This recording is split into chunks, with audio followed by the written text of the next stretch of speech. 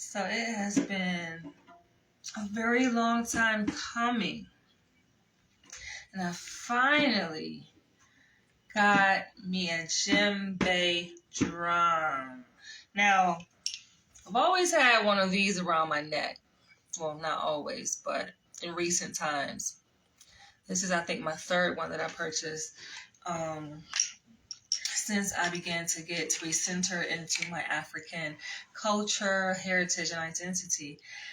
And something was pulling me in the direction of just going to the African market on 116th Street, Malcolm Shabazz, Harlem Market, because it's been a while since I've actually been there. Like, I try to make a conscious effort, deliberate intention to visit that market every once in a while to see what new things that they have. And yeah, it's been several months since I've been there. And so, yeah, I finally did it, you guys. You guys want to take a look? So I'm going to show you guys what I got from the African market today. I got several things, including this straw and some new African garb and some jewelry. I feel like I've just been like really, today has been one eventful day. So I started out just on Google Maps, and Google Maps has this feature where you're able to not only look at kind of like a panoramic view of different geographical places across the globe, but you can also kind of do a street view and be able to go down the street of different places. So I'm in Africa today. That's where I was. I'm in Africa today on Google Maps, and I was in like South Africa. I went to Kenya. I was in Ghana. I was in Togo. It's like, where didn't I go? I was in Nigeria. So I was just traveling. I was in Namibia traveling, and I was impressed and really kind of taken aback by the things that I saw, because Google kind of gives you this up close and personal kind of immersive experience into these different places, right? And it's very interactive. I don't know if you guys have used it. Most of y'all probably already have explored and tampered with the street view feature that they have on Google Maps. But yeah, so that's what I was doing today. And yes, even though it was really cold outside here in New York City, I said, let me go to the African market. So this is a drum I got. I didn't realize how heavy it is, y'all. This thing is heavy. So I'm looking at it at the market, and I go to turn it around. I was like, wait a minute. This thing got some weight on it. So this is the one I got. And what attracted me was this symbol here, which is an Adinkra symbol that stands for supremacy of God. Oh, I hear my voice echoing. Wow. Oh, anyway, so I love it. So the bottom part is solid, and then this part, I guess, is like hollowed. It's covered with goat skin. I learned that today. That's how these are made, with tight rope here. And obviously it's made out of wood, different colors, the different colors that are intrinsic to Africa. So most countries you'll see in Africa on their flag, it is colored with red, green, yellow. I love these colors, but I didn't know. I don't know if you guys can hear my echo. I'm excited. This has been a long time coming. I've been long awaited to get this djembe drum, but I finally got it. Now that I'm really gonna probably use it, I may.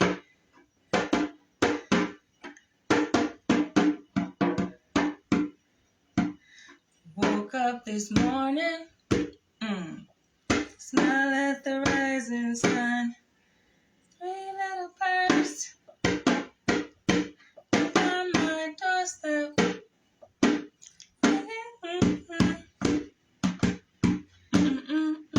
You know how we know that we are indigenous to Africa, because you see a lot of similarities, right? So I don't know what school y'all went to when y'all were in grade school, but for me, I went to all black elementary, middle school, high school, sprinkled in with some all white schools here, or predominantly white schools here and there. But for the most part, my educational experiences have been very centered in my African culture and identity. And so at the schools I went to, the kids were like banging on the desk.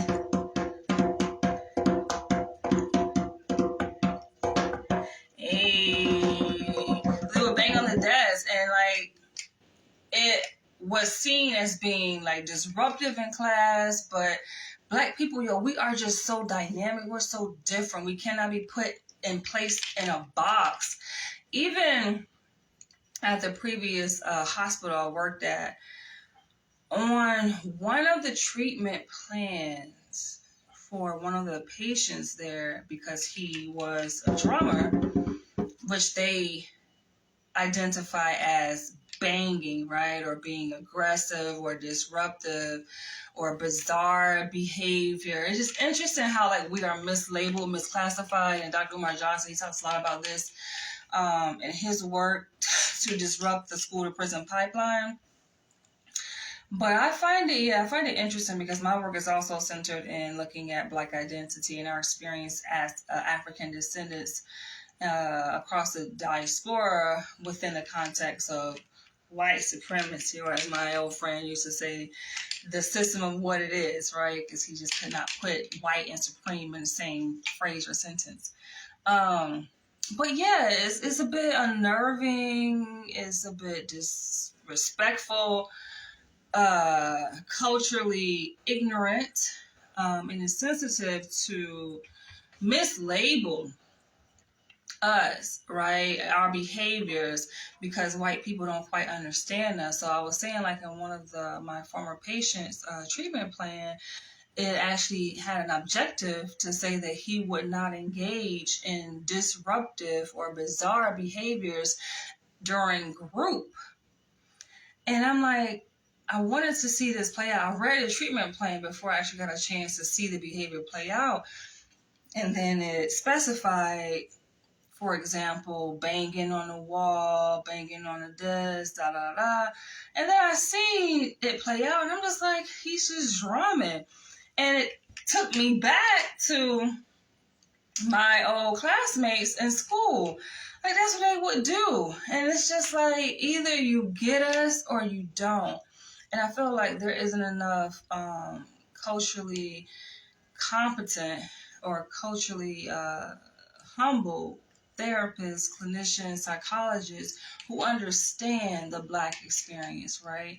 And are able to kind of build upon these behaviors that we see, which I consider to be normal or, indigenous or reflective of our African culture.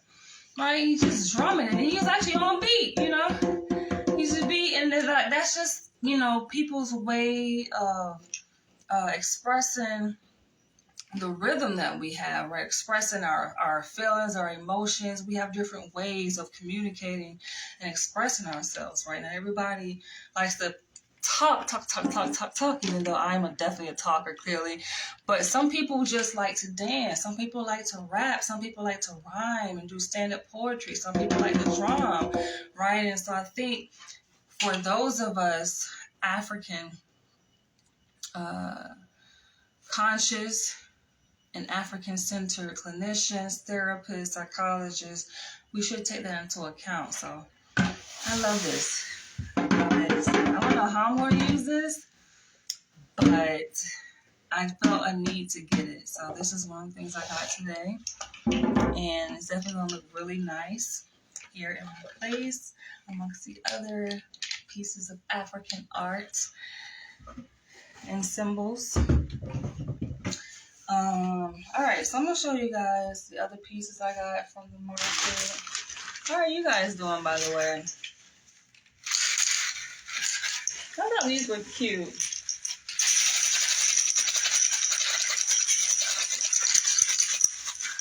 What do these remind you guys of in the church? tambourine, right? So there's like much overlap. And I was just watching this vlog earlier today. I think his name is called Ghana Baby. He's with what is his girlfriend's name? Rudy, no, is that her name? Rudy? I forget her name. But anyway, I was watching like their vlog, and they were like in Jamaica, and they pointed out, you know, a lot of overlap within the culture, that you see a lot of semblances and, you know, resemblances between African culture and in Jamaica and on the continent. And I learned something new today, how basically the jerk chicken, the way it's seasoned, is reflective of African culture. And I'm trying to remember.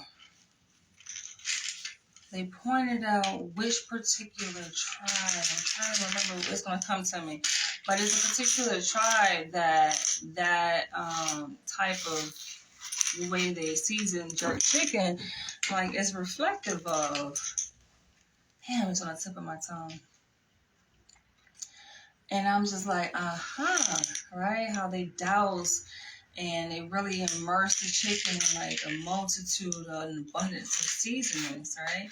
So I think it's really interesting. But I shared this video of this woman, this Black American woman. She doesn't want to identify herself as African American. She says, I'm not from Africa, and she was like eating crabs. That's, you know, specific to African or Black American culture.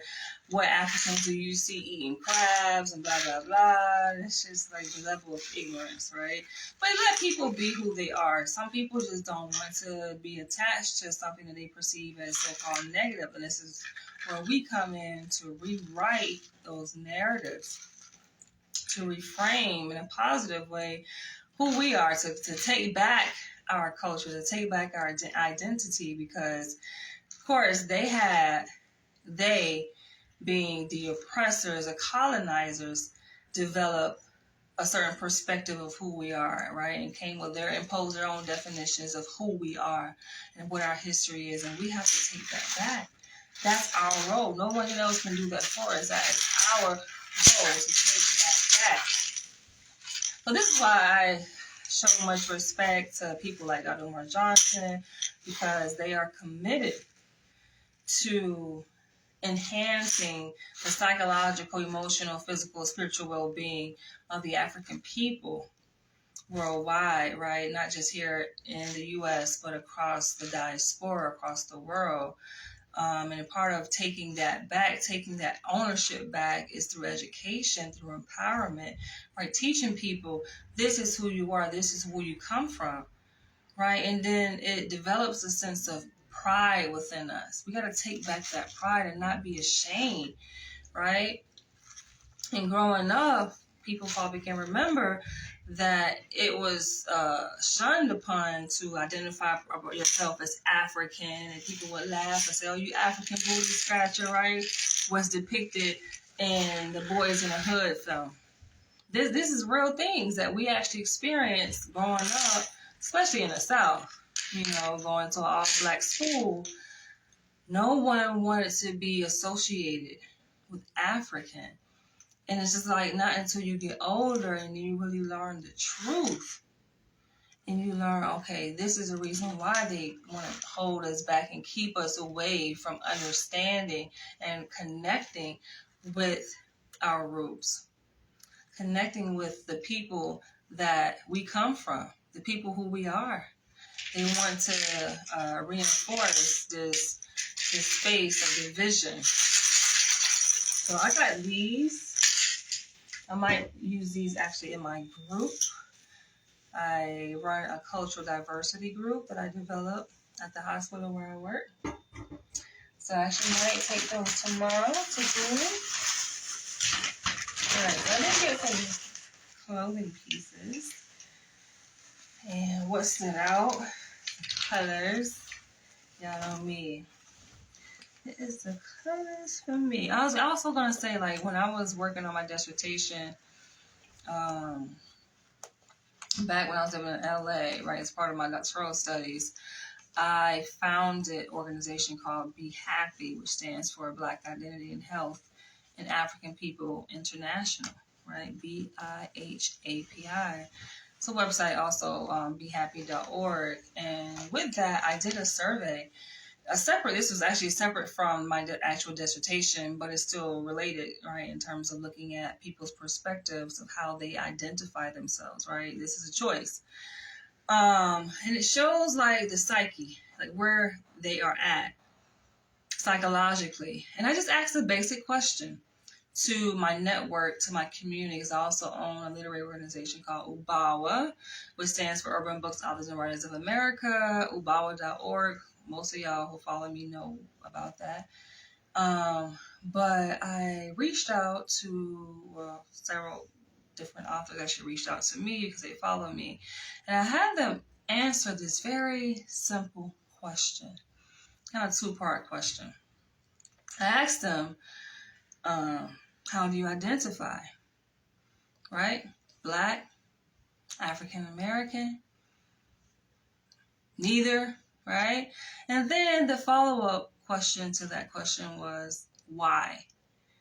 Explain, right? So if they identify as Black, okay, elaborate, say more, right? If you identify as African American, all right, tell us about that.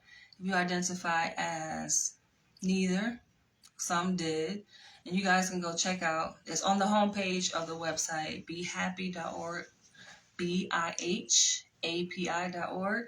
On the homepage, you'll see their faces, their names, and the responses that they gave. But I thought it was very interesting. Just the disparity in perspective of Black people. And it was a mixture of responses. So, yeah, some say, yeah, I know that I am African descendant, right? And they expressed their allegiance to the continent, to Africa, proudly. And then there was some was like, you know what? I was born here in the States, so I identify as American. Why do I have to identify myself with the continent that I've never been, I don't know nothing about, right? So that kind of relates back to the video that I shared with the woman who was like, nope, I've never been to Africa. That's not who I am. I don't know nothing about them people over there. What they eat is different than what I eat. What they speak, the language of what they speak is different. It's like that kind of taps into our level of not knowing, right? Unknowing, or our level of brainwashing of colonization so that we don't know, right? And not only do we not know, but then we take it a step further and are ashamed, even if we are attached to that. I think it's very interesting. So you guys go check that out. But yes, I love colors, these multicolors. And so this is a piece that I got today.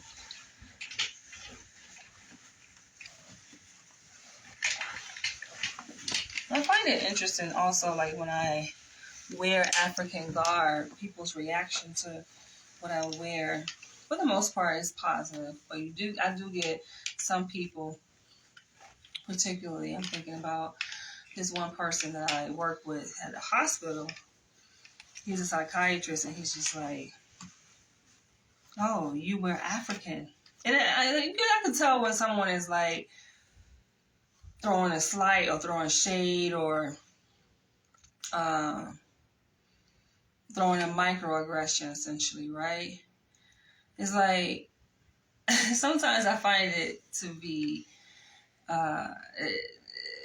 it kind of rubs me a certain way when people, come at me as if I'm not attuned, right? Or, I'm completely remiss. And so I just let people be, all right? That's kind of person. I just let people kind of show up as who they are, as, express how they want to express. But then I digest it, right? I make a note of it. And this one person, it was like, seemingly expressing curiosity for the way I dress, the way I present. And he's just like, oh. And in so many words, he didn't come out directly and say it, right? But in so many words, and he, by the way, is white, typically speaking, politically, I guess, speaking, right? Because race is really a political construct. But he, in so many words, he didn't want to say it directly, but he kind of bounced around. But I can hear the undertones. He's like saying in so many words, oh, you're African? And there have been some people who just have blatantly asked me that, like, oh, you're African? And I remember, like, back in Los Angeles, right? And this is where, again, I say this, when I kind of stepped into more so embracing my African culture, heritage through outward, expression of what I wear. And I would get reactions from people asking me, oh, you're African? As if like there is some doubt, oh, you're African. And now I just say we're all African, right? Because for me, it can be very like taxing, and this is what I learned through experience. It's not just something that I just arbitrarily came to this conclusion, but just through experience, I've realized like it can be very taxing and draining, especially if you're not in that space.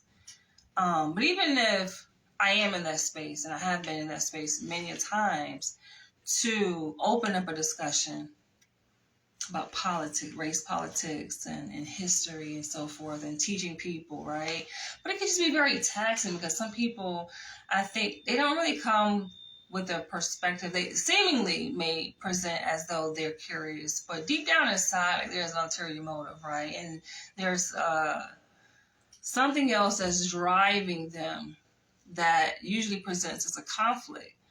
And then there's like a back and forth, and that's not, I don't have time, right? Like, I don't do what I do. I don't show up as how I show up and who I am to engage in back and forth with anyone, because this is my perspective, right? I know there are people who thrive off of that, right? They like debating with people and going back and forth. Like, that's just not me. And this is why I say that. I say that because my energy, my time, is very valuable.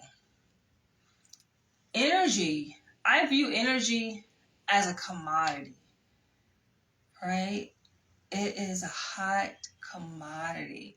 So when you expend your energy on things and people and places that are not deserving and are not reciprocating that energy back to you, right? Putting back into you what you're giving out, it's just like, you are costing yourself, right? It becomes expensive. And I'm mindful of that. And so I am thankful for myself to just be mindful and just for me, it comes natural to not expend my energy. So I'm often very quiet in social settings. I'm just observing. I'm not giving up my energy. That's how I look at it. So for example, some people, may look at, okay, money, right, is a commodity. It's an invaluable resource. It's something that we all need, right? And some people, they hold on tight to their money. I'm that way when it comes to my energy. Like, I am not giving you my energy. I just cannot, right? I will just I may walk away or separate myself or just not say anything.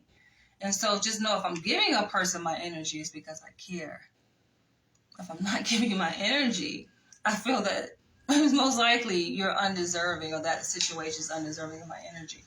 But yeah, and being asked that question, oh, you're African. And then the roundabout way this person went about it at my workplace was like, what would you say? And I'm just asking you a question. He's making it sound like he's just so innocent. Like, get the fuck out of here. But he's like, what would you say to a person that wants to wear what you're wearing, but they're not African? What would you say? I'm just like, do you know that you're talking to a psychologist? Like, this is like a psychiatrist, right, asking me this. And I'm very analytical, right? And so I respond, it depends. It depends on the motive. And I'll let you answer your own question. I'm not going to answer your question for you because you already have the answer. And you know, deep down inside, what drove you to ask me that question. And my answer will allow you to answer your own question for yourself. I don't play those kind of games with people. So that's what I said. I'm just like, depends on that person's intention. And he was like, oh, okay, got it. Exactly.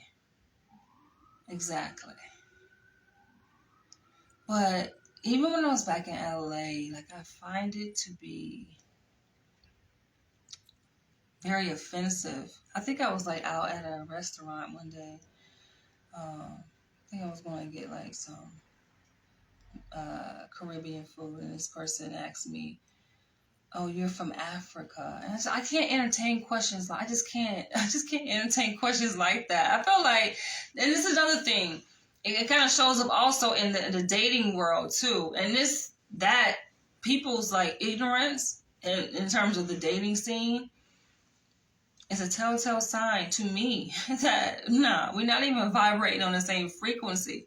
There are times I will, okay, if I have time, if I feel like I have the energy to expend in that moment, explain, right? And give a person a little bit more, but I just can't. And I've been asked by, men who have come across my dating profile, and they'll see how I'm dressed, right? And they're like, oh, I like your African art, or I like, your style. And then they go, oh, are you African? And I get it. That can be a genuine question, right? But it's just like how you ask. I feel like a conscious person will ask it a little bit differently. Like, if I wanted to know if a person was born on the continent or born, all right, I'm just going to say, where were you born? But to ask phenotypically, like, hello, right? I mean, my hair is no secret. The texture of my hair. To ask a person who phenotypically appears as African, are they African? Yeah, that's just where I stand. But yeah, this is just one of the pieces. I just have to go there because it's just the level of ignorance. And to me, like, it just does something to me. It just does something to me. I feel like we can have deeper conversations if people present with different questions, right? But to ask some dumbass shit like that, I can't entertain it. I cannot entertain it.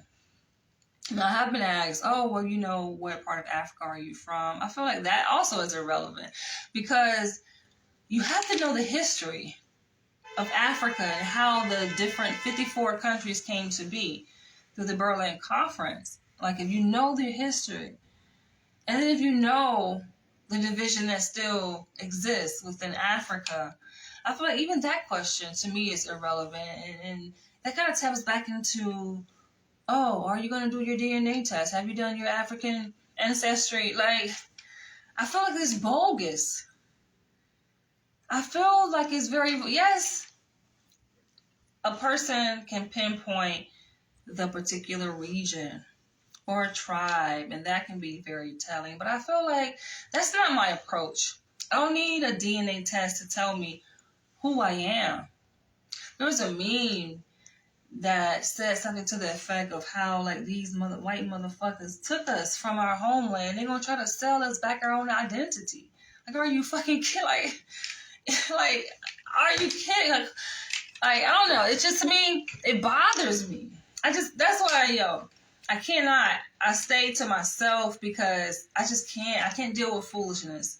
I don't have time to entertain that. And I know there are some conscious leaders, they entertain it. They'll go back and forth. They on live and they going back and forth. People like, I'm not doing that.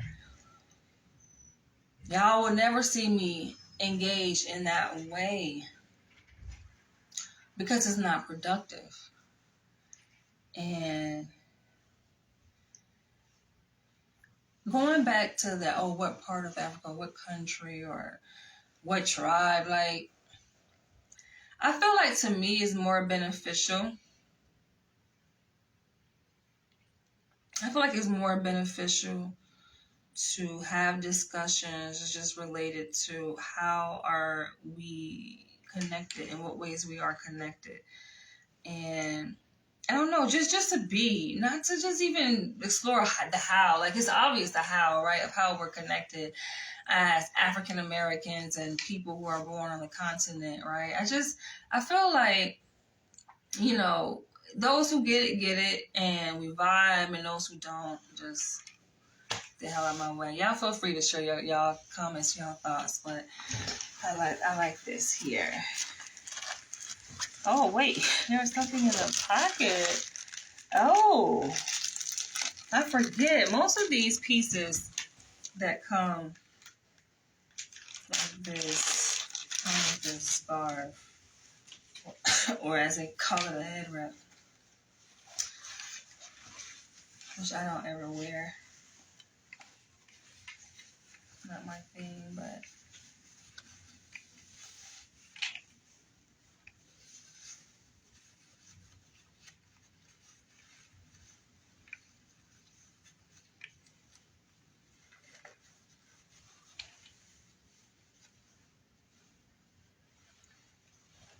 yeah, I feel like those who are called to be on the frequency will be, and those who aren't, that's their business.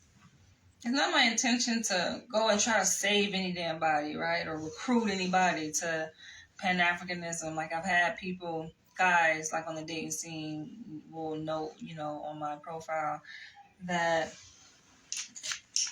I identify myself as a Pan-Africanist, and, you know, they want to go into this whole back and forth, and, like, I'm not doing it. I will block you before I end up here and go back. I'm not doing that. Right? You know, like, they want to share that. Like, you can share your thoughts, I can care less. Right? Either we vibe. That's just, I always been that way. If we vibe, we don't.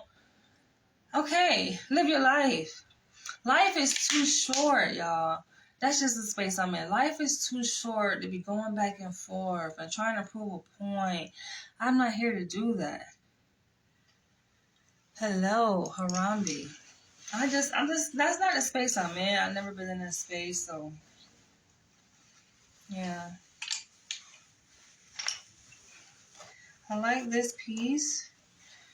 Look at the buttons. I've been saying for the longest I'm going to get me a different light setup. I have yet to do that. I need to, though.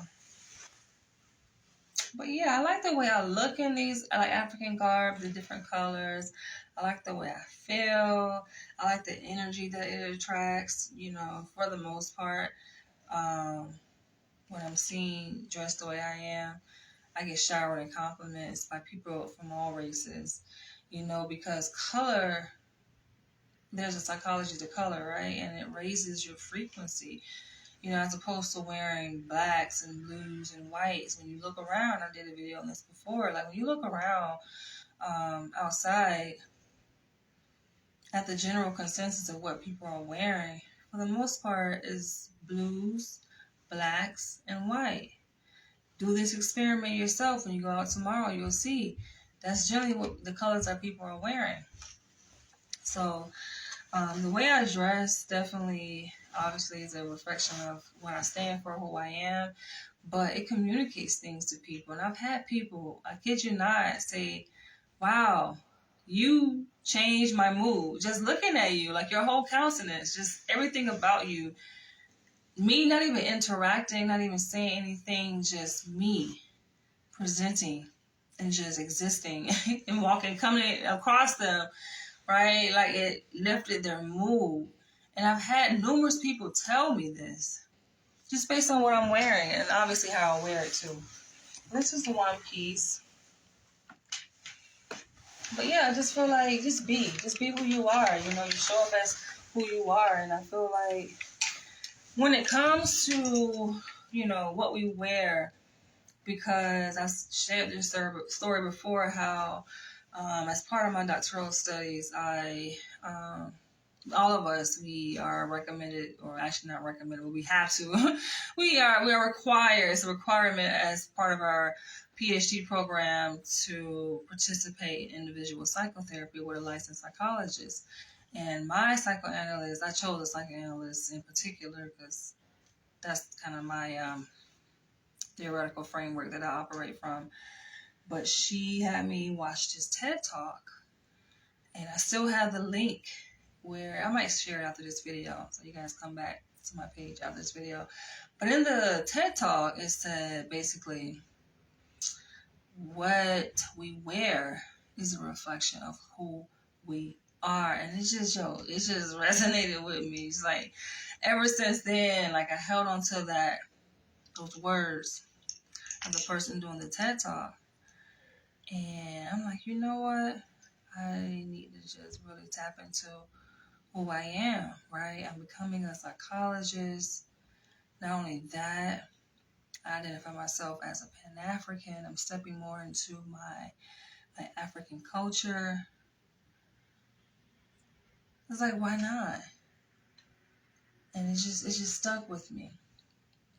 And so oftentimes people will try to like mimic, because I have that ability, and I think we all do, right? If we are confident in who we are and we wear who we are very proudly and confidently, people will mimic that.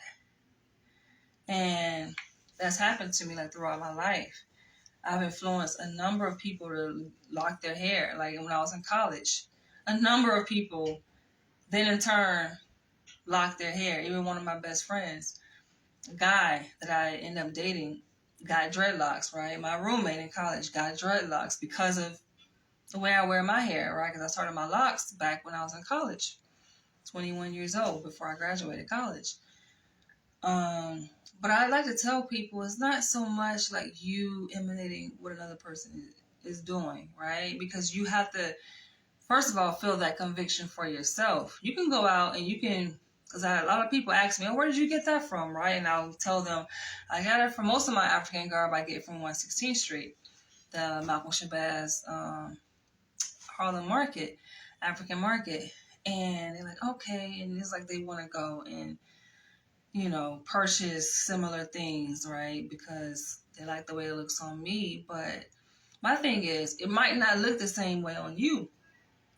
Because I think that what we wear is how we wear it, and what who we are, right? If it's not really who you are, you just kind of wearing it, then it's just going to become a costume, right? It has to be who you are.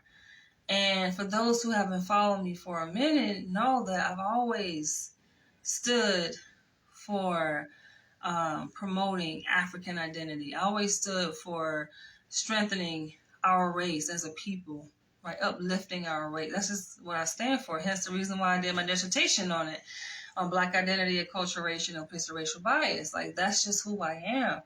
I've always been like this kind of revolutionary person that went against the grain, even before I leaned more so into my African identity, right? Like, I've always been that person.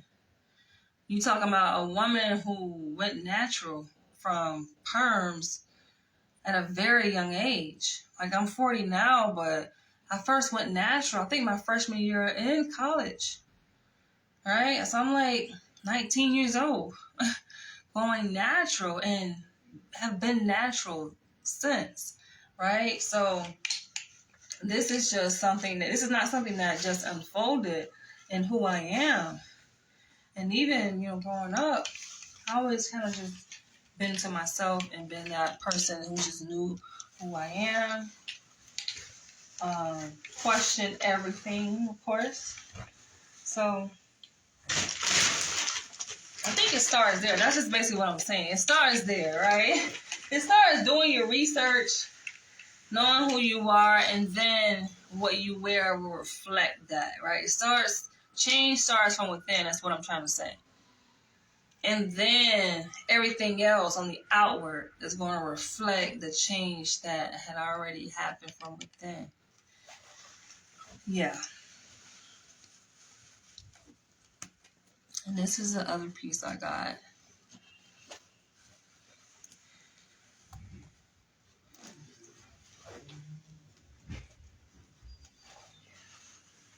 And the change starts with your mind, and then outwardly in what you wear, what you eat, who you affiliate yourself around, right? The things that you do, it becomes a lifestyle change, you know?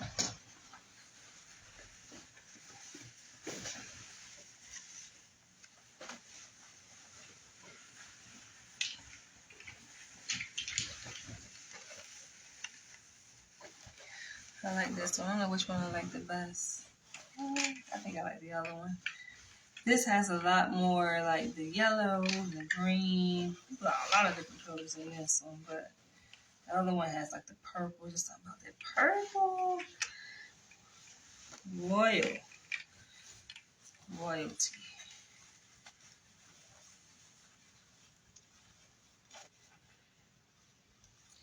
And then of course there are days where I'm not necessarily wearing African garb. You know, I always usually wear African jewelry, but there are times where I just wear corporate America stuff. Y'all seen that, right? And me wearing my blazer, my button-up collared shirts, and my slacks. So I can mix it up. What I haven't worn in a minute is my pencil skirts. I need to get some more of those. I used to wear skirts to work. Not African skirts, but like corporate America skirts.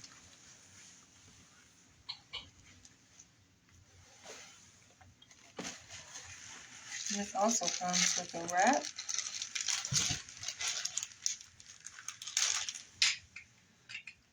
Woke up this morning, sun the rising sun. And some of us is just in our blood. Like my mom, I think I inherited this spirit from my mom, like, y'all didn't get a chance to meet my mom. Those who only follow me online. Those who know me in real life, most likely know my mom, but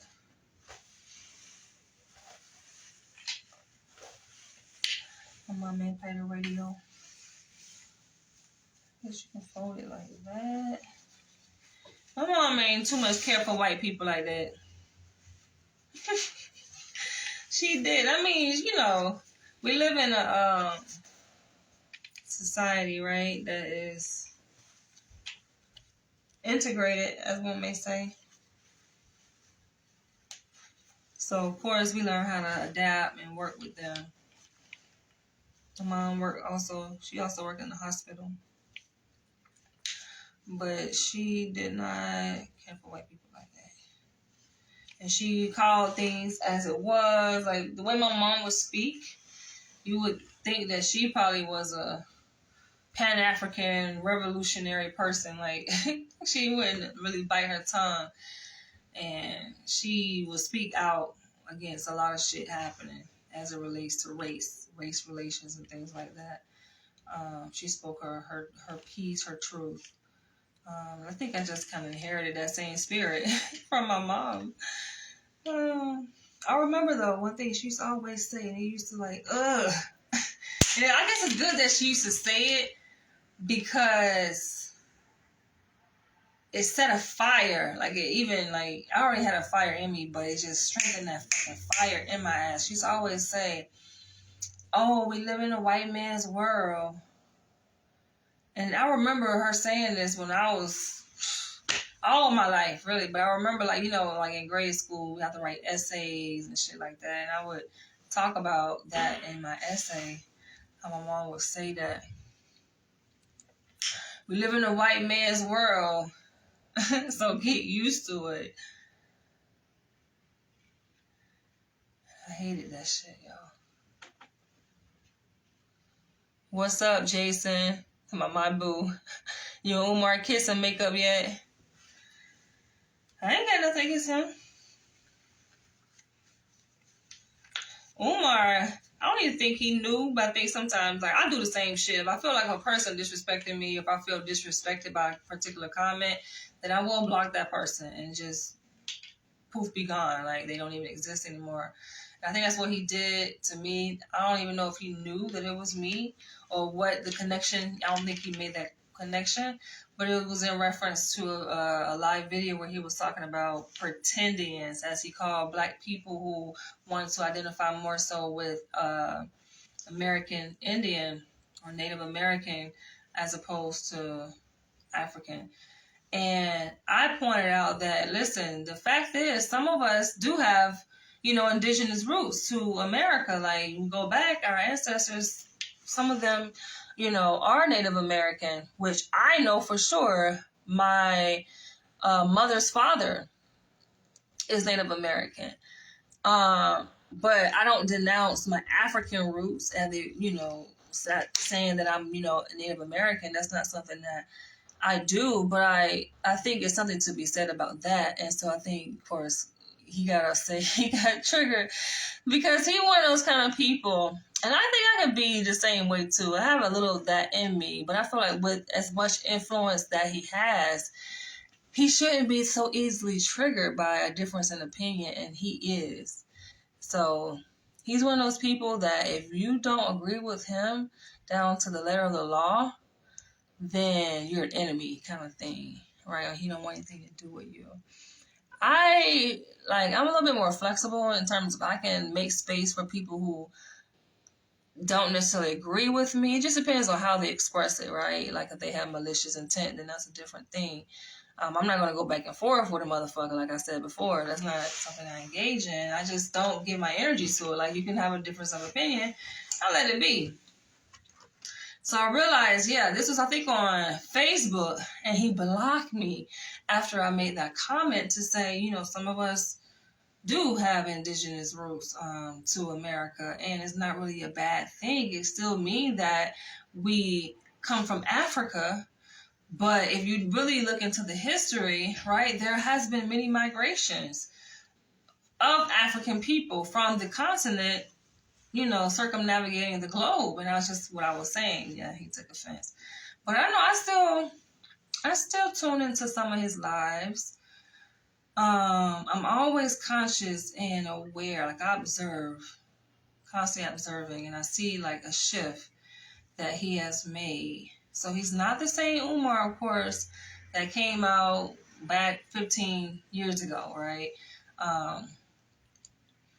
I think he's becoming more commercialized, and that's something that he needs to be careful with. Say, I'm a woman, I'm softer.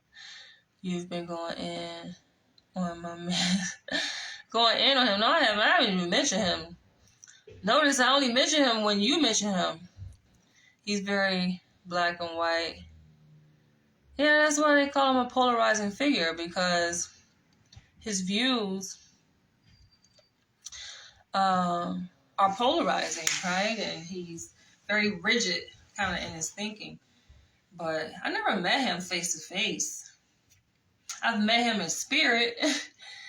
And I feel like we are definitely on the same spiritual wavelength, spiritual plane. I've spoken to his father on the phone. But yeah.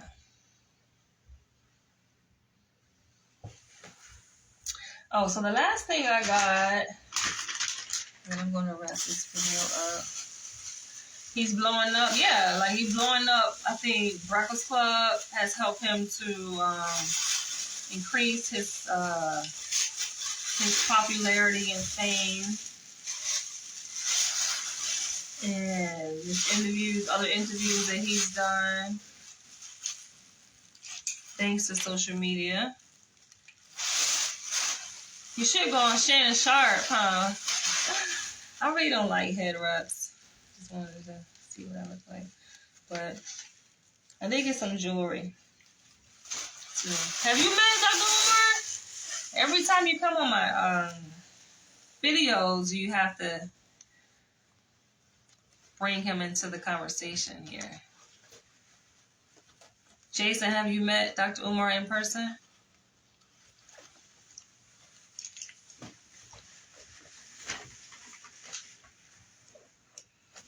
I think that me and him are too much alike, though. So the idea that I presented to social media, and I was just kind of playing, and then it kind of spiraled into something different when I was living back in LA. Like, oh, what if I was his wife? But in further thought and thinking deeply about it, like, I know that shit, we would not be a good blend. He would have to, because one thing about me, I like dominant alpha men, but because I'm naturally alpha female myself, I know there will be some friction. And how can I say this?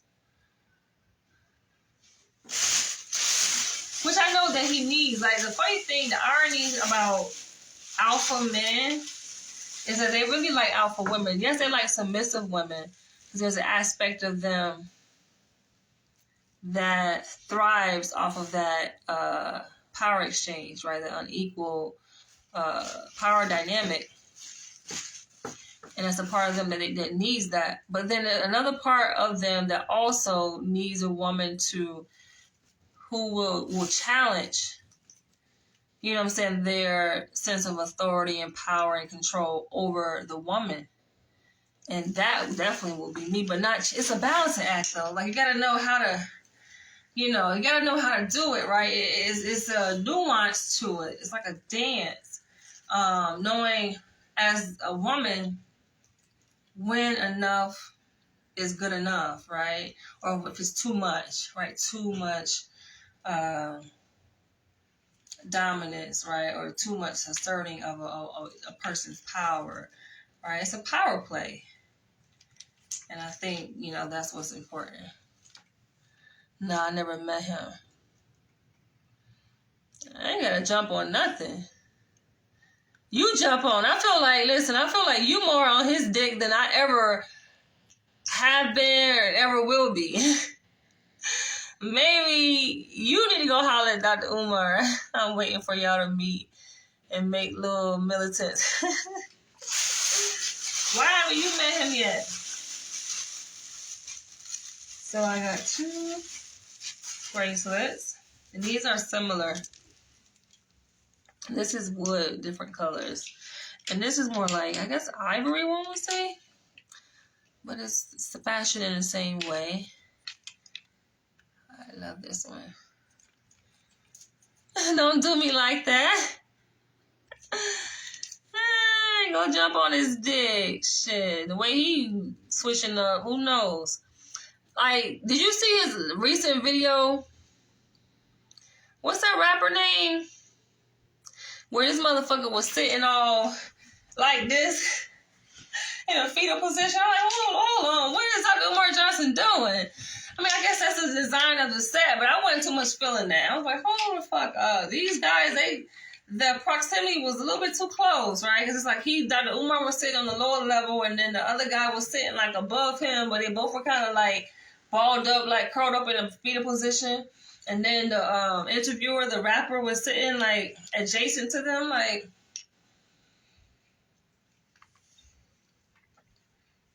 Me, I like to stay low key. I like that Umar Johnson when I first discovered him, and this was back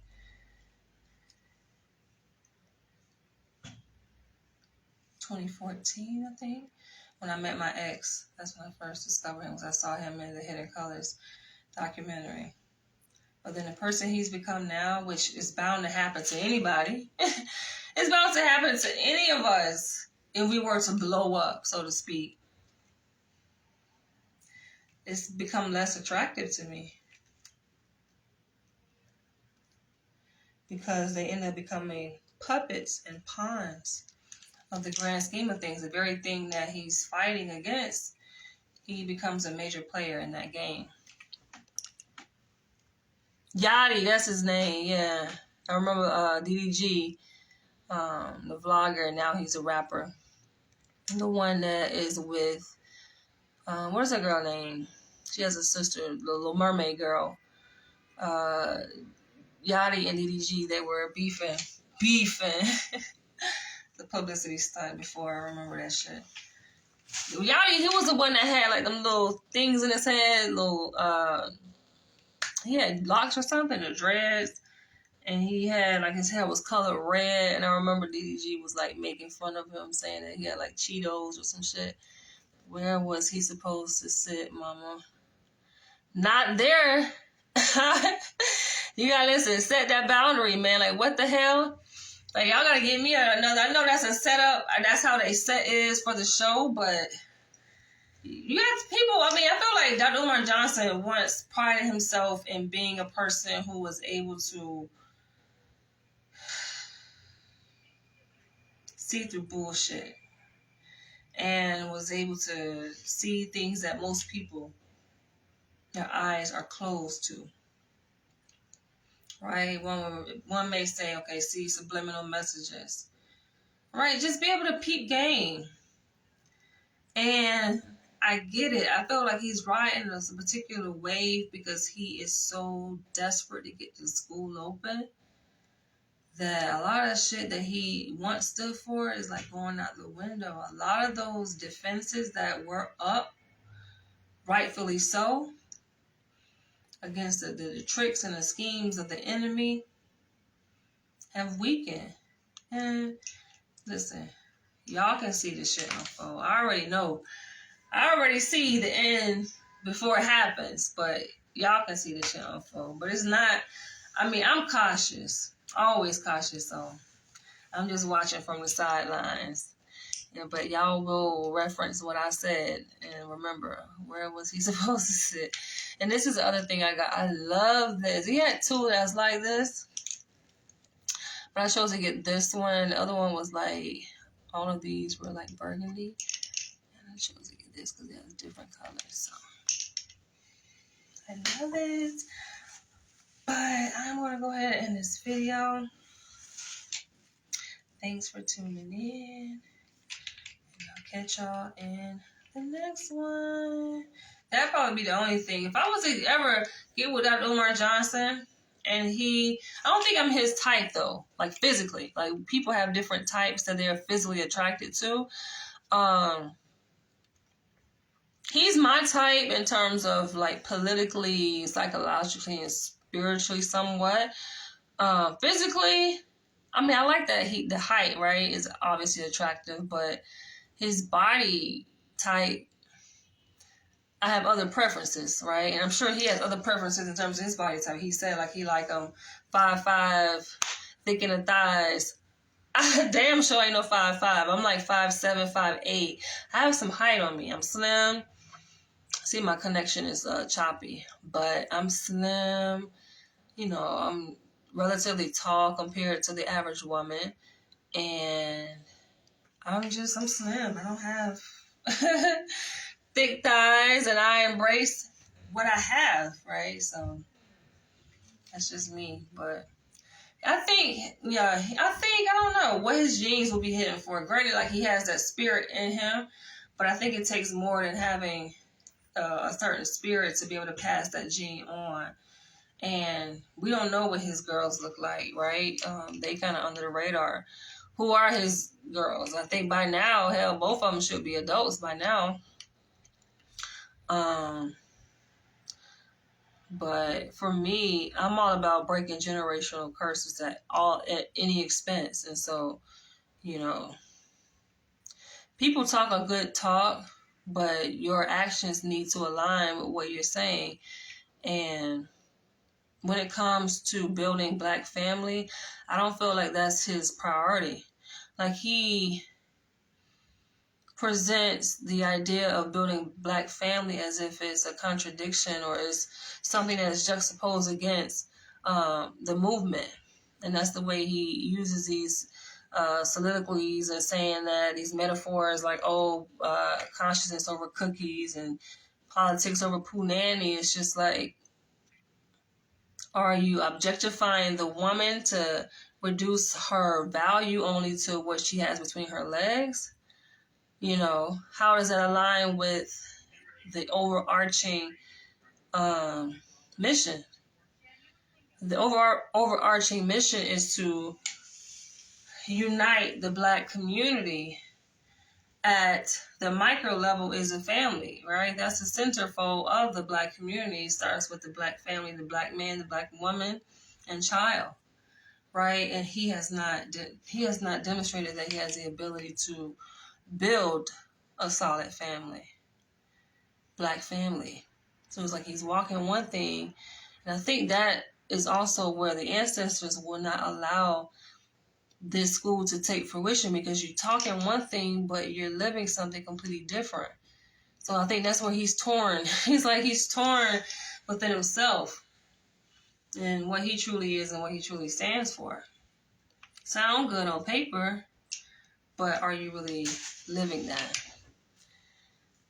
You don't think he's attractive?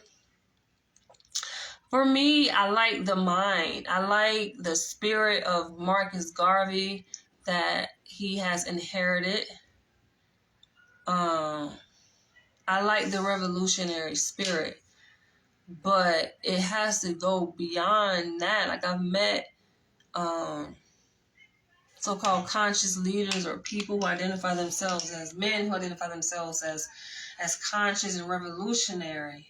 I made a video about the fake-ass Black Panther that I met here in New York. And it's just like, once you really get to know them, you peel back the layers, you're like, all of this shit is a fraud. You're not really truly about what you say you about. Like, you, as a woman, and I have very good sensibilities, I see through all the bullshit, right? And women know, right? Women know if a man is really what he say he about, or if, he don't respect women. And Dr. Umar, he just gives me that vibe that he, deep down inside, inherently does not have a respect for women. I don't know where that is stemming from, but he does not. He objectifies women, which is no different than what rappers do. Objectifying in the sense of seeing her as an object. And objects are replaceable, right? You don't have to have feelings for an object. You don't have to be loyal to an object, right? This is an object. It's just cute, right? It's colorful. It matches the shirt I just took off. But at the end of the day, it's just an object. This shit can be replaced. So, what is it, right? And a lot of men, I think, relate to women as such, as objects. And I know that. I can pinpoint a man that, okay, deep down the side really values a woman versus, the opposite. And I'm not convinced that Dr. Umar Johnson has a deep appreciation for Black women. He talks about it, yes, but just because a person talks the talk don't mean that that's truly what they stand for. I think he does have a passion. I think his passion for disrupting the school-to-prison pipeline and attacking what's happening to young Black boys, I think that's genuine. And I think it comes from a place that, like, personal experience of him going through the system, the school system as a Black man. And he even admitted that he has ADD. He jokes about it, but, I think, so his mission to build FDNG Academy and target, young Black boys, I think it just comes from his own personal experience as a Black boy, right? Growing up to be a Black man. But in terms of his relation to women, and I think a lot of men, unfortunately, have swallowed that red pill and have been indoctrinated into this toxic conditioning. It is what it is. But on that note, I'll catch y'all later. He found a wifey? That's good. Best wishes to him. I think he's been talking about he found a wifey for the longest, but I think, and this goes for anyone, that when it comes to relationships, we can have this ideal perspective of what a relationship looks like, right? And for him, he spelled it out. His wives are going to serve a function to help him with his mission to build the FDMG Academy and blah, blah, blah. But I think that is a very kind of pigeonhole belief that he has. Like, you know, you kind of he has a very rigid perspective of what a female counterpart will look like in his life and the role that she will serve in his life. There's nothing wrong with recruiting or attracting people to help you fulfill your mission. There's nothing wrong with that, right? I've seen examples of that in other sects or groups or tribes, right, of people where it works. But I also have seen the deficiencies and the issues that can come about from that one-sided, one-directional type of love, so to speak, or arrangement. So that's all I'm going to say with that.